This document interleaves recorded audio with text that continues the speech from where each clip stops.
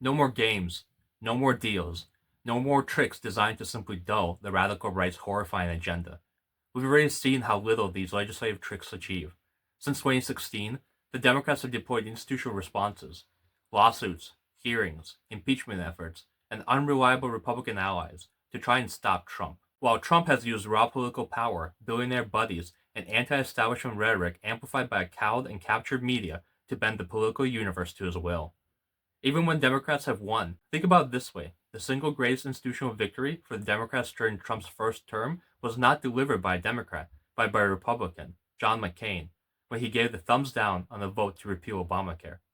Don't get me wrong, I'm not suggesting that Democrats should sit idly by, and I'm not recommending that they join in on the evil that is being unleashed upon the country and the rest of the world. But spending another 4 years diddling about while the repugnant Republicans are passing their terrifying Project 2025 is unacceptable.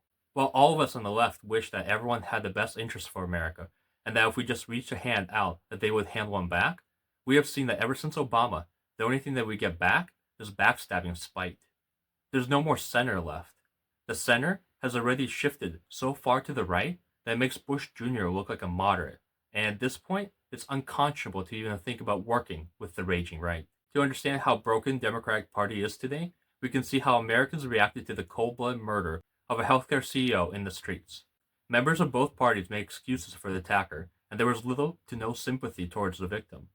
I don't endorse the actions which led to the death of a family man, but this should have been a wake-up call for the Democrats. Liberal left had the opportunity to move forward the conversation, to convince people that a single-stream universal healthcare system is the way to go, instead of falling back into their political norms and trying to convince people that a program designed to help people buy insurance the deceased CEO sold is the best we can do. There should have been an uproar of criticism over how Americans are treated in the healthcare system. A system which drove a man so far over the edge that he ended up ending another life. The Democrats can learn a lesson from all people, Donald Trump. He regularly bashes a system which abuses Americans on the daily, and you can see the results in the fact that while Trump has absolutely no strategy and no idea of how to improve anyone's life, people believe that he can fix the system, even if he only has concepts of a plan. It gets worse though. If you listen closely, you can hear Democrats give more sympathy for the insurance company executives than they do for any other group of people placed under threat by the Trump administration. This is the most maddening failure of Democrats. They spend their emotional and moral energy on defending the institutions Trump attacks instead of the human people he threatens. Trump demonizes immigrants and uses executive orders to harm them, but instead of defending immigration and people's humanity, Democrats defend the separation of powers and the rule of law.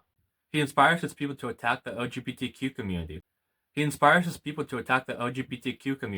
Especially at the moment, the transgender community, and Democrats defend the Supreme Court precedent. The entire right wing of the country now uses DEI as a synonym for the N-word, and Democrats defend the Equal Employment Opportunity Commission. Trump wants to tear down the system in order to hurt people, but Democrats are more likely to defend the system than the people Trump is trying to hurt. This insane cycle has to stop.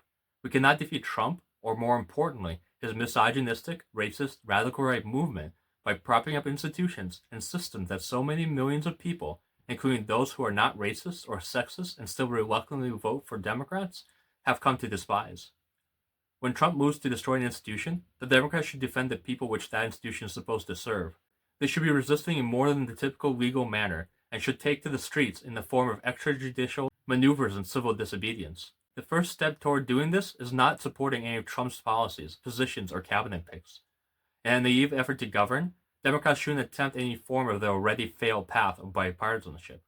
No one should support any initiative the radical right proposes, not a single vote for anything.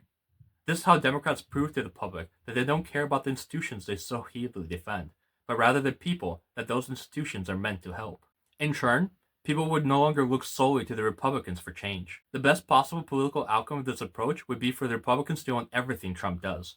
The government is not divided. Republicans have won one-party rule, so force them to rule. Trump shouldn't be able to get a single cabinet appointment with the help of Democratic votes. He shouldn't be able to pass a single piece of legislation with their support. He shouldn't be able to pass a budget with their help. The Republicans should be on their own. And if they have to get rid of the filibuster to move their agenda, so be it. Make them do it. Do nothing. And make Republicans do it all. The results will not be pretty. which is why Democrats, having abandoned any attempt at institutional response, must instead meet the moral outrage of the moment with tactics that don't rely on Trump's courts, executive agencies, or Susan Collins. Nobody will care if Democrats try to use a Senate parliamentarian to gum up some ridiculous plan Trump has cooked up.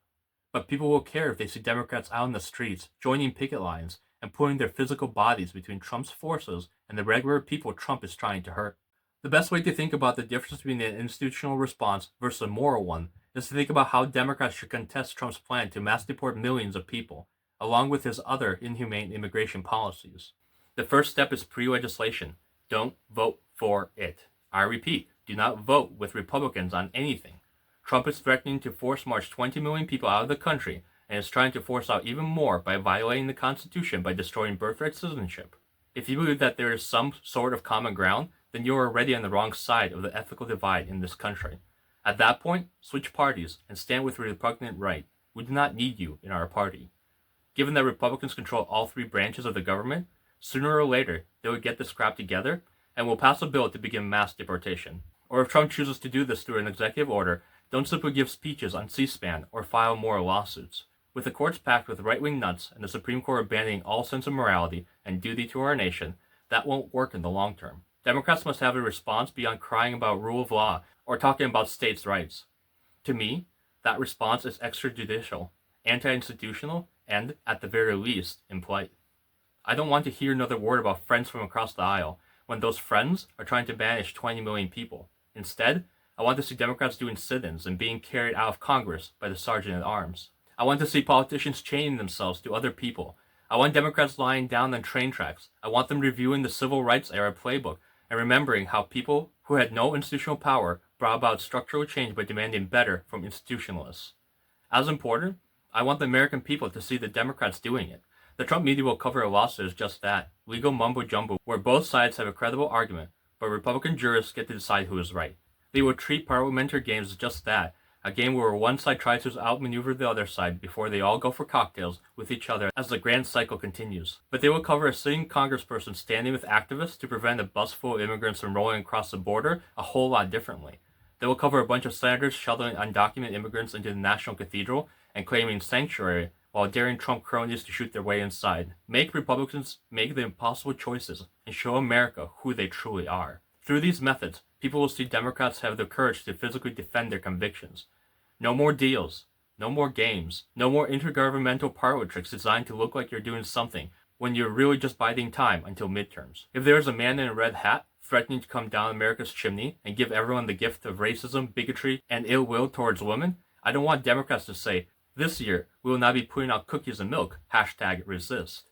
I want Democrats to lay a fire in the hearth and dare the bastard to blow it out.